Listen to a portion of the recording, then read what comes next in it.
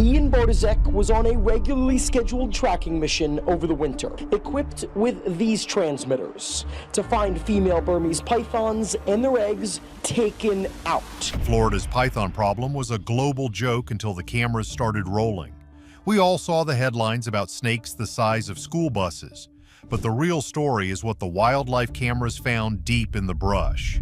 Over 50 pounds and 13 feet long, but dead, with its neck ripped apart, buried under the brush. Somehow, something killed this apex predator. These giants are being stalked by something they cannot squeeze.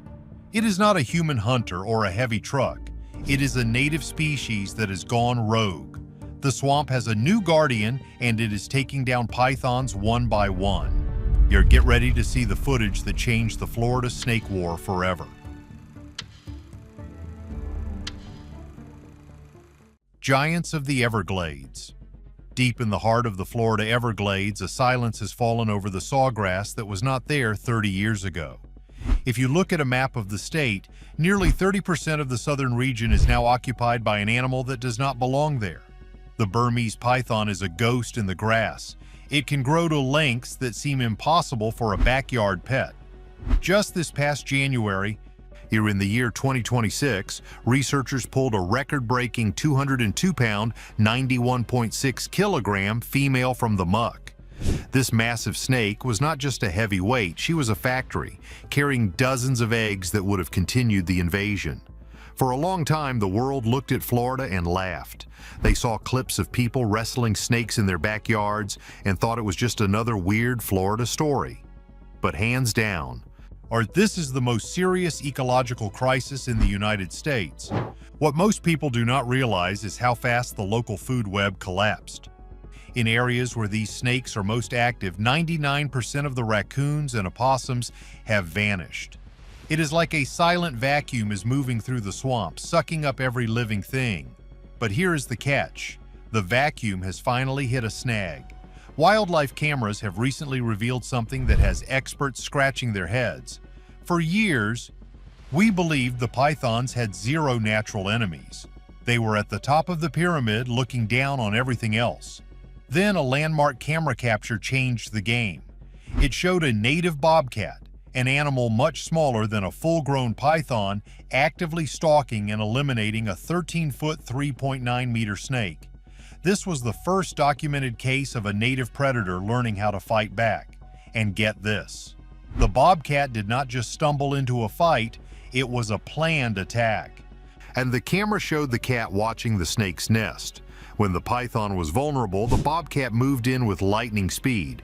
It targeted the head, neutralizing the snake before it could even wrap around its body. This is a key detail because it shows that nature is starting to adapt. The local wildlife is no longer just waiting to be eaten. They are observing, learning, and finally striking back. This discovery has breathed new life into the restoration efforts. Or if the bobcats are starting to hunt pythons, there is hope that the balance might eventually return, but the problem is still massive, and the snakes are not going away without a fight. The swamp is finally fighting back in a way that no one ever thought possible. Origins of the snake war. To understand how we got to this point, we have to look back at the chaos of the early 90s. Everyone's obsessed with the idea that people just got bored of their pets and let them go. While that is part of the story, the real explosion happened because of a single catastrophic event.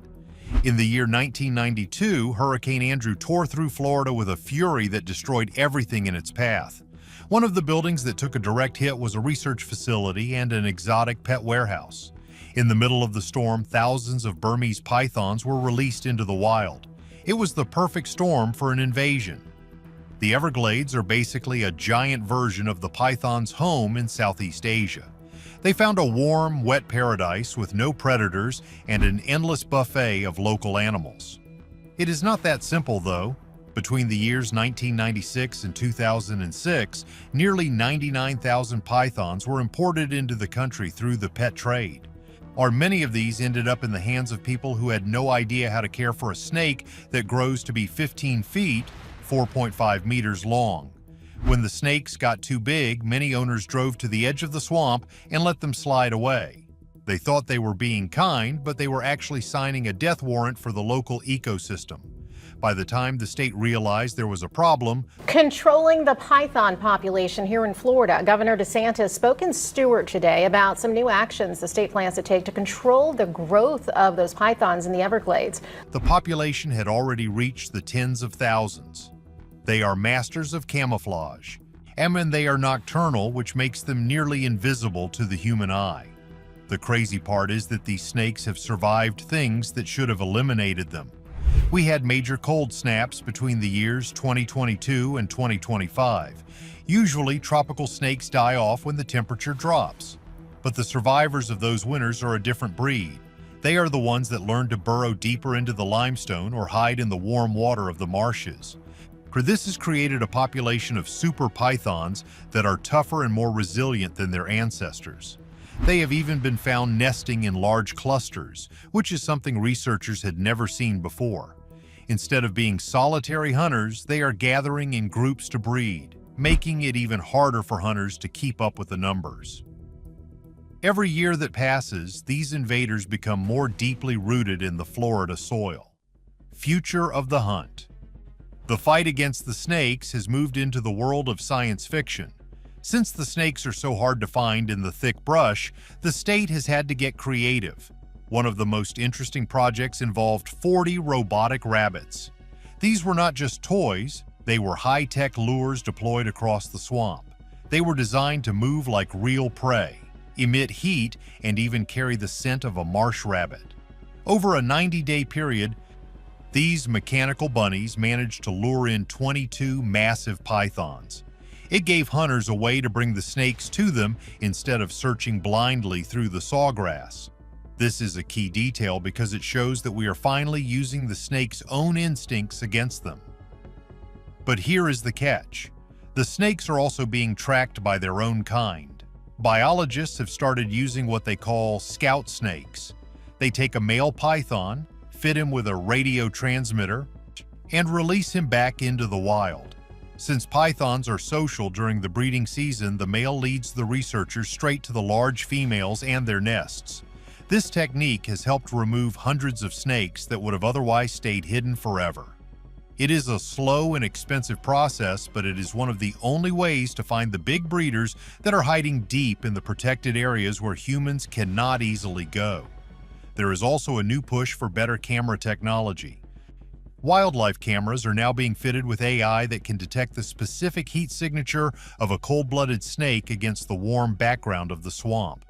This was nearly impossible a few years ago. Now the cameras can send an alert to a hunter's phone the moment a python slides into view.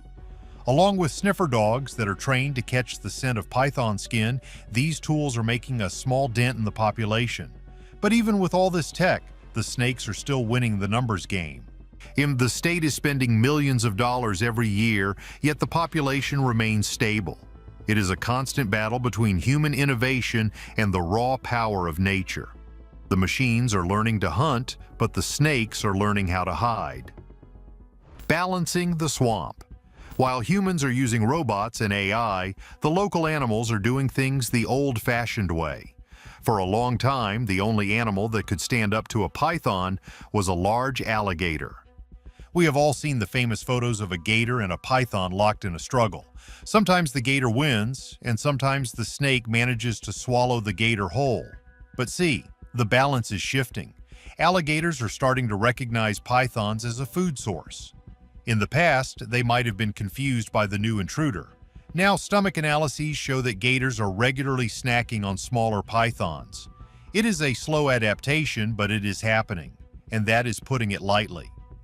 The most surprising news came from the Florida panthers and the bobcats. These cats are the true ninjas of the swamp. They are incredibly observant and highly efficient hunters. Footage from wildlife cameras has shown panthers scavenging the remains of pythons that were removed by hunters. Even more exciting is the evidence that they are starting to take out the snakes on their own. By targeting the head and neck, these cats can neutralize a snake before it has a chance to coil. This is basically nature's way of trying to heal itself. It is a glimmer of hope in a story that is usually full of bad news. What most people do not realize is that this adaptation takes time. Evolution does not happen overnight. The local animals had to watch their friends and family members disappear for 20 years before they figured out how to fight back. The bobcat that took down the 13-foot, 3.9-meter snake is a pioneer. It is showing the rest of its species that these giant tubes of meat are actually vulnerable. If this behavior spreads, the pythons will finally have a constant natural pressure on their population. This is exactly what the Everglades needs to survive. We cannot hunt our way out of this problem alone. We need the swamp to join the fight. The real question is whether the local animals can learn fast enough to save themselves. End of the serpent reign. The Florida wilderness currently sits at a logistical and ecological crossroads where the annual Python Challenge has transitioned from a niche local effort into a global spectacle of invasive species management. In the year 2024, nearly 200 snakes were removed during the competition, a figure that tripled by 2025 as a direct result of increased state funding and superior scouting technology. Since the year 2017, the state has successfully extracted over 10,000 pythons from the ecosystem. While these metrics suggest a definitive victory on paper, the reality on the ground is far more complex. These removals represent a statistical rounding error compared to the tens of thousands of constrictors still thriving in the inaccessible reaches of the park. It is a brutal war of attrition where every successful capture provides a temporary reprieve for the native birds and mammals that form the backbone of the Everglades. The objective is no longer the total eradication of the Burmese python, as most experts now concede that the species has established a permanent foothold. The mission has shifted towards strategic population management and the fortification of sensitive biological pockets. We are observing localized successes where mammal populations are beginning a tentative recovery, though these gains are fragile. Discussions regarding the use of airdrop bait in large-scale rodenticide trials, modeled after successful interventions in Guam, continue to provoke intense debate. The primary concern remains the potential for catastrophic collateral damage to non-target species. Consequently, the strategy remains tethered to physical removal and the hope that native predators will continue to adapt to this new competition. This stalemate has given rise to increasingly wild theories regarding the future of the Florida landscape. One hypothesis suggests we are witnessing accelerated cryptic selection, where the removal of visible snakes is inadvertently breeding a subspecies that is entirely subterranean, utilizing the state's vast limestone aquifer system to move and hunt undetected by human thermal imaging. Another more radical theory posits that the pythons are not merely an accidental introduction, but are being utilized as a form of ecological sabotage by offshore entities aiming to destabilize Florida's real estate and tourism economy by rendering the wetlands uninhabitable. Some fringe researchers even point to the possibility of interspecies hybridization, suggesting that pythons may eventually crossbreed with native water snakes to create a smaller, more cold-tolerant predator capable of migrating as far north as the Carolinas. There is also the Leviathan theory, which suggests that the 20-foot snakes we currently capture are merely the juvenile. Proponents of this idea argue that the true apex specimens have retreated into the deep, oxygen-depleted zones of the central swamp, reaching lengths exceeding 30 feet by feeding exclusively on large alligators and stray cattle. Regardless of which theory holds water, the Everglades of the next 20 years will be a vastly different arena. Nature is not yielding, it is recalibrating. Alligators and panthers are learning to hunt the hunters, turning a one-sided invasion into a two-way slaughter. The swamp is proving its resilience through a violent, emerging equilibrium. The fight for Florida is transitioning into a permanent state of biological conflict where the snakes are no longer the only predators dictating the terms of survival. Could the very predators we tried to save be the ones that finally save the Everglades from this invasion? Let us know your theory in the comments. Like and subscribe.